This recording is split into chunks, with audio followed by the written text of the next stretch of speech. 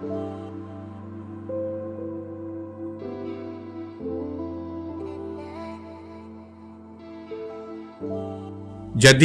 अदब की सरहदें जिल्द दोम मजमून नंबर 13, जिसका उन्वान है तर्जुमा एक मुश्किल फन जरूर है, समात फरमाइए। मुतरज्जिम को 2 ज़बानों में कुदरत होनी चाहिए और फिर तर्जुमा करने की गैर मामूली सलाहियत भी। अगर तर्जुमा करते वक्त पढ़ने वाले का ख्याल ना रखा जाए तो तर्जुमा हरगिज़ कामयाब नहीं हो सकता। मसलन हैदराबाद दक्कन में एक दारुत तर्जुमा था जिसमें फ़लसफ़ा, साइंस, तारीख़ और मुख्तलिफ उलूम के तर्जुमे किए गए हैं, लेकिन तर्जुमे की ज़बान में सादगी का ख्याल नहीं रखा गया, इसलिए हैदराबाद दक्कन के तर्जुमे बेशतर नाकाम हो गए। कांट की मशहूर किताब the critic of pure reason का भी उर्दू तर्जुमा हुआ है। इसी तरह दांते की तरबिया खुदाबंदी और अरस्तु की बोतीका के भी तर्जुमे हो चुके हैं। लाहौर में एक साहब ने टॉल्स्टॉय के मशहूर नावल वॉर एंड पीस का भी तर्जुमा कर दिया है। सलीमुर रहमान साहब ने होमर की इलियड का भी तर्जुमा किया है। कुरान मजीद के बहुत अच्छे तर्जुमे भी हो चुके हैं।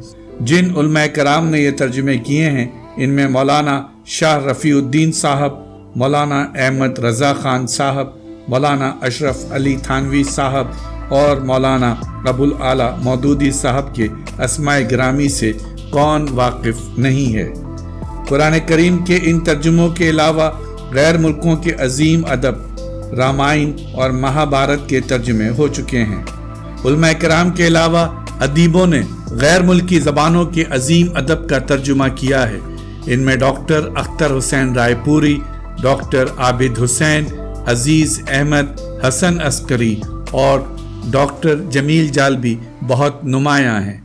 हसन अस्करी साहब ने मेलुल के नावल मोबी डिक और उस्तादाल के नावल सुर्ख स्याह का तर्जुमा किया है। उर्दू की जिन किताबों का तर्जुमा गैर मुल्की ज़बानों में हुआ है, इनमें शौकत सिद्दीकी का नावल खुदा की बस्ती भी शामिल है। कराची के एक अदबी जलसे में मैंने इस चीनी मुतरज्जिम को देखा है जिसने शौकत सिद्दीकी के नावल खुदा की बस्ती का तर्जुमा चीनी ज़बान में किया है। उर्दू ज़बान में तर्जुमे का काम खासा हो चुका है, लेकिन अब भी बहुत कुछ बाकी है। मसलन दूर क्यों जाइए मिर्ज़ा अब्दुल कादिर बेदिल और मिर्ज़ा गालिब के फ़ारसी कलाम का अब तक उर्दू में तर्जुमा नहीं हुआ है। अब इस कलाम के उर्दू में तर्जुमे की इसलिए भी ज़रूरत है कि फ़ारसी से वाकिफ़ हज़रात की तादाद कम से कम होती जा रही है। सवाल ये है कि आखिर तर्जुमे के फ़न को इस कदर मुश्किल क्यों समझा जाता है? तो इसकी वजह तो ये है कि फ़लसफ़ा और साइंस की तकनीकी अल्फाज और इस्तिलाहें मौजूद नहीं हैं। इनका तर्जुमा करना आसान काम नहीं है और ये काम चंद अफराद की जिम्मेदारी से नहीं बल्कि इदारों की जिम्मेदारी के सुपुर्द किया जा सकता है। फ़लसफ़ा और साइंस की किताबों के तर्जुमे तो मुश्किल होते ही हैं, बल्कि इन उलूम में से बेशतर के तर्जुमे बड़े बड़े बोर्ड शायद कर लें, चंद अफराद कर ही नहीं सकते। सवाल ये है कि ये जिम्मेदारी कौन लेगा?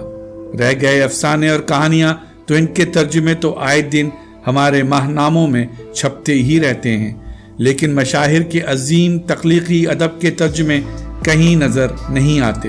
हाँ, अगर कुछ तर्जुमे नज़र आते हैं तो वो मुज़फ़्फ़र अली सैयद, सग़ीर मलाल और आसिफ फर्रुखी के तर्जुमे होते हैं। इनमें ख़ास तौर पर D.H. लॉरेंस के फ़न पर मुज़फ़्फ़र अली सैयद ने बहुत मोतबर काम किया है। शायरी के अच्छे खासे तर्जुमे किए गए हैं। इनमें फ्रांसीसी शायरों के तर्जुमे ख़ास तौर पर बादलियर, राबू, जहन्नुम का मौसम और सेंट जॉन पर्स की नज़्म हवाएं का तर्जुमा पसंद किया गया है।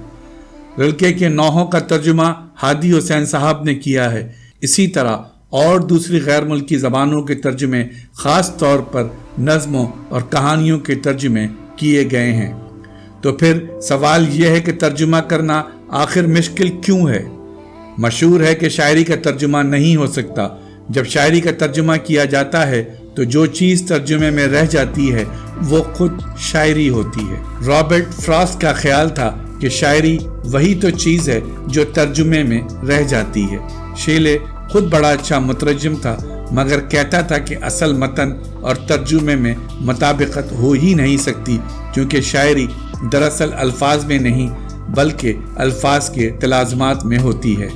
ترجمہ کرتے وقت اصل زبان کے لفظ نہیں آتے، اس لیے شاعری ان الفاظ کے ساتھ ہی اصل زبان میں رہ جاتی ہے۔ شاعری میں اس زبان اور اس کلچر کی روح ہوتی ہے جس زبان میں شاعری کی جاتی ہے۔ اس کا دوسری زبان میں ترجمہ اس لیے ناممکن ہوتا ہے کہ اس کا تعلق دوسرے کلچر سے ہوتا ہے۔ شاعری کا ترجمہ یوں بھی مشکل ہوتا ہے کہ شاعری میں موسیقیت کے علاوہ ایک پراسراریت بھی ہوتی ہے۔ اگر متن کا خیال رکھا جائے تو اسلوب ہاتھ نہیں آتا، اور اگر اسلوب پر توجہ کی جائے تو معنی دامن چھڑا کر بھاگ نکلتے ہیں۔ چنانچہ اطالوی زبان کی ایک کہاوت ہے کہ ترجمہ کرنے کا مطلب ہے دھوکہ دینا۔ انگریزی میں اس کے لیے بیٹرے کرنا کہا گیا ہے۔ ہرچند کہ مترجم بہت بڑا ماہر لسانیات ہو، زبان پر اصل مصنف سے زیادہ قدرت رکھتا ہو، مترجم معنی کے ہر رنگ اور ہر شیڈ پر حاوی ہو، لیکن ترجمے میں اصل خیال کو بگڑ جانے سے بچا نہیں سکتا، چونکہ زبان صرف خیال کے ابلاغ کی مشین نہیں ہوتی بلکہ ایک زندہ عضویہ آرگینزم کی طرح ہوتی ہے۔ ہر زبان کی اپنی خاص توانائی ہوتی ہے، شدت، انٹینسٹی ہوتی ہے، اس کے خود اپنے عادات و خصائل ہوتے ہیں، بات بنانے کے انداز ہوتے ہیں۔ ہر ترکیب میں ایک مخصوص حکمت اور استادی ہوتی ہے اور اپنی مخصوص سینسیورٹی ہوتی ہے، اور خیالات کو ملا کر پیش کرنے کا ایک ڈھب ہوتا ہے۔ چنانچہ مترجم جب کسی خیال کو دوسری زبان میں پیش کرتا ہے تو اصل خیال کچھ نہ کچھ بدل ضرور جاتا ہے۔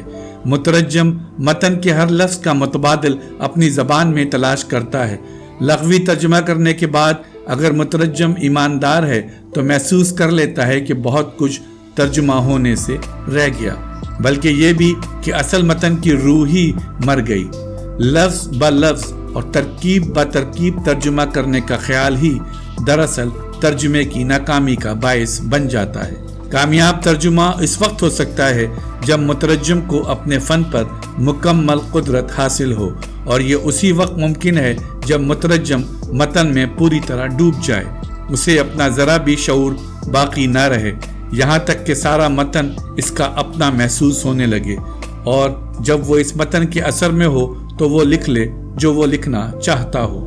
ممکن ہے پہلی کوشش میں وہ سب کچھ نہ لکھ سکے، اسے اپنے لکھے ہوئے کو دوبارہ دیکھنا بھی پڑے، یا کسی لفظ یا کسی خاص ترکیب کو چمکانا بھی پڑے۔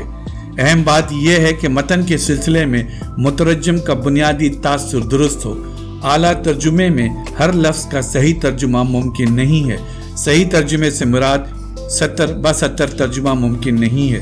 ممکن ہے کہ ترجمے میں بعض الفاظ چھوڑ دیے گئے ہوں یا کچھ تراکیب بدل دی گئی ہوں۔ اچھا ترجمہ بعض حصوں کو قربان بھی کر دیتا ہے۔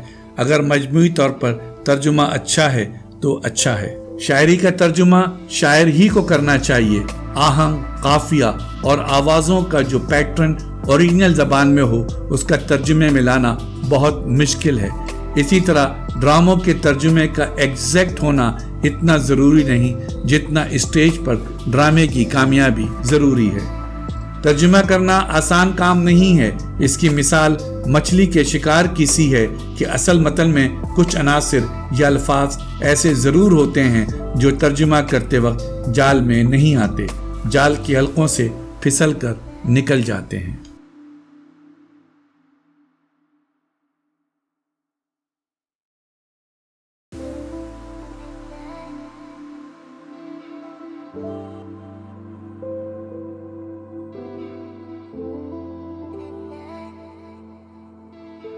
Thank you.